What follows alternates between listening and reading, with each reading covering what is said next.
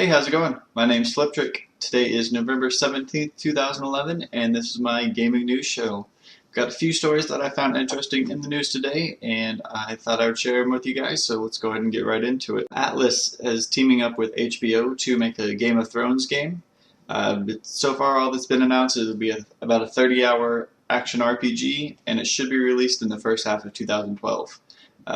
Game of Thrones has been a pretty popular book series and turned into an HBO show, and now they're making a video game out of it. So I'm looking forward to that. Should be a good game. Also, Splash Damage, the guys who brought us Brink are working on a new project. Hopefully it turns out to be better than Brink did.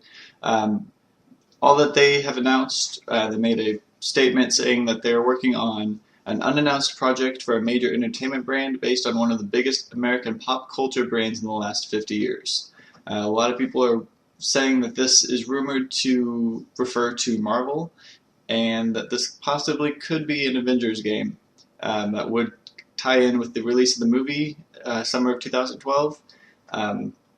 Hopefully they've learned a thing or two from the failure of Brink, and hopefully the Avengers turns out to be a pretty good game.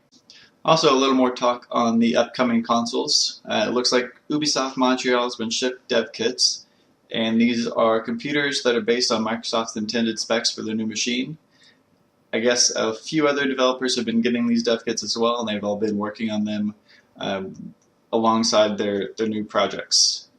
So all the major developers are already planning their games that are going to be released with the PS4 and the new Xbox system.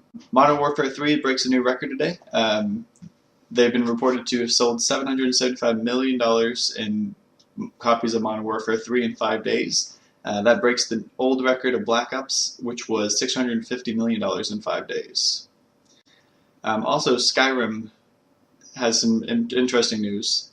Supposedly on 11/11/11, a newborn child was born with the name of Dovahkiin, and Bethesda had a child naming contest going on that if someone were to name their child that name, and it was born on the same date as Skyrim was released, they would get free Bethesda games for life.